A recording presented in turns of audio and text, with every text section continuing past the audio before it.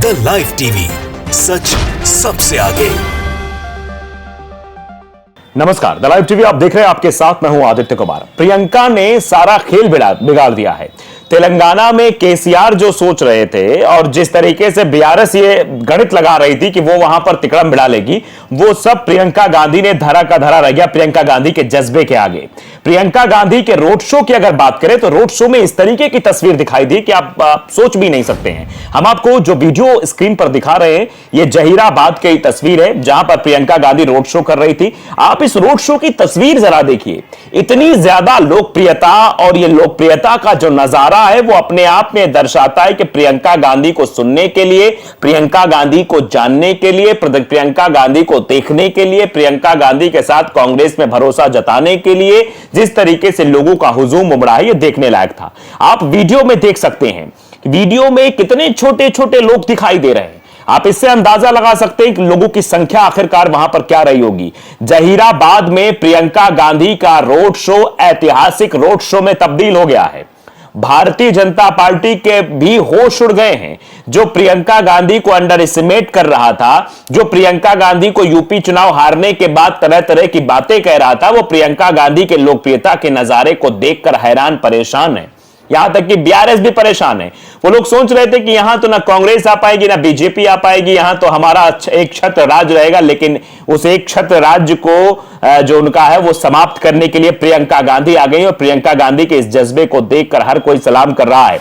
लोक पोल एक आया है, जिस पोल में जो चीजें दिखाई जा रही हैं वो कांग्रेस के पक्ष में जाती हुई दिखाई दे रही है, कांग्रेस सरकार बनाती हुई दिखाई दे रही है। लोक पोल में एक पोस्ट हुआ है, इस पर आप देख सकते हैं, presenting you our final numbers for the upcoming Telangana election. यानी तेलंगाना इलेक्शन के पहले जो कुछ ये रुझान है, जो ये पोल आया हुआ है, ये अपने आप में बहुत चीजें कह रहा है। इसमें बीआरएस को, जो बीआरएस अपने आप को कहती है कि नहीं तेलंगाना में एक छत्र राज उसी का रहेगा, उसकी सीटें जरा आप इस पोल में देख सकते हैं, 33 से 35 सीटें मिलती हुई दिखाई दे रही हैं।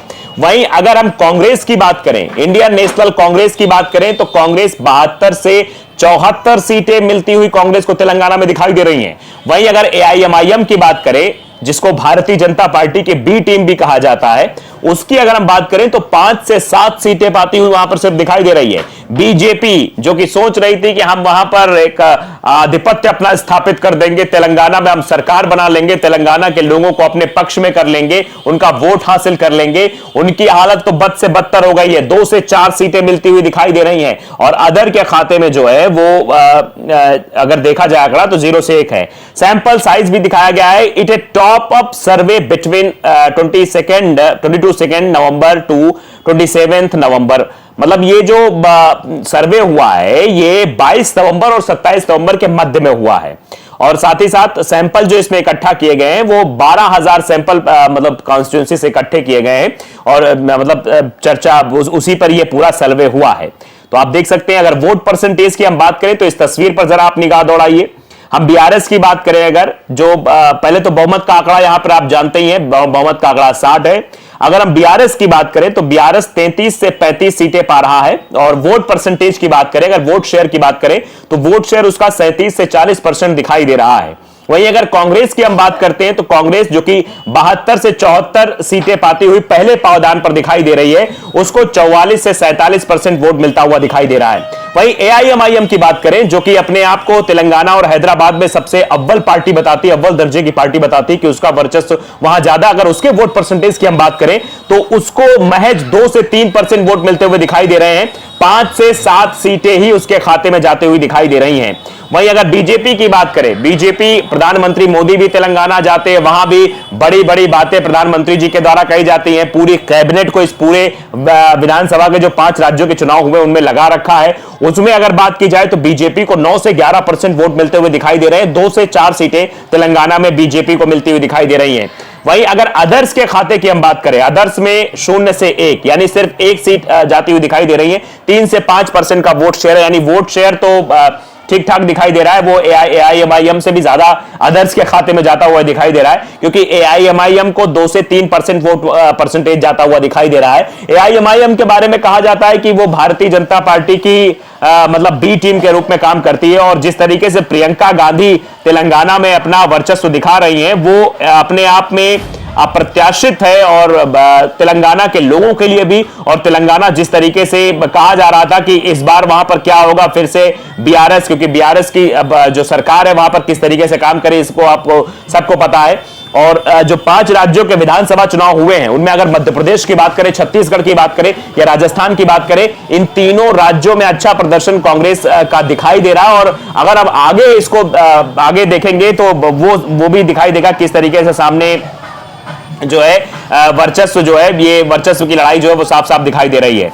अगर हम अब बात करें कि प्रियंका गांधी का रोड शो है, तो आप देखिए प्रियंका का हाथ पकड़ सामने है राहुल, रोड शो में मचा शोर। आप देख सकते हैं रोड शो में प्रियंका गांधी का वर्चस्व दिखाई दिया है। तेलंगाना विधानसभा चुनाव प्रचार के लिए प्रचार का आखिरी दिन, इस दौरान राहुल और प्रियंका ने संयुक्त रोड शो भी किया। इसमें पहले सीपीपी अध्यक्ष सोनिया गांधी को भी तेलंगाना में रोड शो में शामिल होना था, हालांकि उनके स्वास्थ्य की स्थिति को देखते हुए उनका कार्यक्रम बदल दिया गया।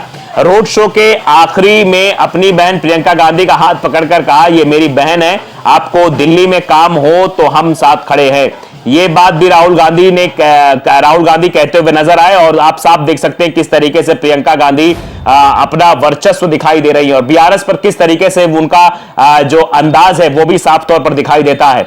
आप देख सकते हैं कि बीआरएस नेता के कविता ने राहुल गांधी और कांग्रेस पार्टी पर तीखा हमला बोला। कि कविता ने कहा कि कांग्रेस पार्टी कर्नाटक में अपने वादे पूरे नहीं कर सकती, अब वो उसी रणनीति के तहत तेलंगाना के लोगों को बेवकूफ बना रहे हैं। कांग्रेस की एक रणनीति सभी राज्यों में अपना रही है, हम लोगों को बेवकूफ बना रहे हैं। ये कटाक्ष किया गया, राहुल गांधी के ऊपर भी कटाक्ष किया गया। लेकिन आप समझिए तेलंगाना के आगामी विधानसभा में का हो रहा प्रचार चुनाव अंतिम दौर में है, सभी दल एक दूसरे पर जमकर बयानबाजी कर रहे हैं। केसीआर ने कांग्रेस पर तीखा हमला करते हुए कहा कि कांग्रेस का शासनकाल हमेशा से लूटपाट का रहा है। कांग्रेस ने कहा कि रैली में केसीआर के सभी वादे सिर्फ एक धोखा है, ये सब एक चुनावी जुमले हैं। महाराष्ट्र के डिप्टी सीएम भी वहां पहुंचे थे। महाराष्ट्र के डिप्टी सीएम देवेंद्र फडणवीस ने तेलंगाना के देवर कोंडा में कोई जनसभा संबोधित करते हुए कहा कि भाजपा ने साफ कहा है हमारी सरकार सत्ता में आएगी और हम पिछड़े वर्ग के नेता को सीएम बनाएंगे। लेकिन आप समझते हैं भारतीय जनता पार्टी की वहां कोई दाल गलने वाली नहीं है। भ्रष्टाचार के मुद्दे पर बीआरएस को जमकर घेरा है। तेलंगाना के जहीराबाद में एक चुनावी सभा को संबोधित करते हुए प्रियंका गांधी ने कहा कि राज्य में हर तरफ भ्रष्टाचार है, बड़े प्रोजेक्ट से लेकर छोटे प्रोजेक्ट्स में हर जगह कमीशन लिया जा रहा है। बड़े प्रोजेक्ट्स में तो हजारों करोड़ रुपए लूटे जा रहे हैं। आप समझिए 2 दिन शिक्षण संस्थान भी फिलहाल बंद रहेंगे। तेलंगाना विधानसभा चुनाव के चलते हैदराबाद जिले के सभी शिक्षण संस्थान 29 और 30 नवंबर 2023 को बंद रहेंगे। 1 दिसंबर से फिर से सामान्य गतिविधियां जारी हो जाएंगी। हैदराबाद के जिला अधिकारी ने यह आदेश जारी किया है। राहुल गांधी ने भी बीआरएस को ऊपर तगड़ा हमला बोला है। राहुल गांधी ने कहा कि वो बीआरएस कांग्रेस को कमजोर करने के लिए काम कर रहे हैं और भाजपा को महाराष्ट्र, असम, राजस्थान, मध्य प्रदेश और छत्तीसगढ़, गोवा में समर्थन दे रहे हैं। अगर हम पीएम मोदी को दिल्ली में हराना चाहते हैं तो हमें पहले तेलंगाना में केसीआर को हराना होगा। हैदराबाद में कांग्रेस पार्टी के प्रचार के लिए पहुंचे राजस्थान के सीएम अशोक गहलोत ने कहा कि बीआरएस और बीजेपी साथ आकर गंदी राजनीति कर रही है। पीएम मोदी ने राजस्थान पर पेपर लीक का आरोप लगाया, लेकिन गुजरात, मध्य प्रदेश, उत्तर प्रदेश और तेलंगाना इन सभी राज्यों में पेपर लीक हुए हैं, इसका मुद्दा नहीं उठाया। तो आप साफ तौर पर देख सकते हैं तेलंगाना में जो सर्वे आ रहा है वो बता रहा है प्रियंका गांधी और राहुल गांधी की ताकत को। द लाइव टीवी को अगर आपने सब्सक्राइब नहीं किया जरूर करिए, बेल आइकन दबाइए ताकि सच खबर आप तक पहुंचती रहे। नमस्कार। द लाइव टीवी, सच सबसे आगे।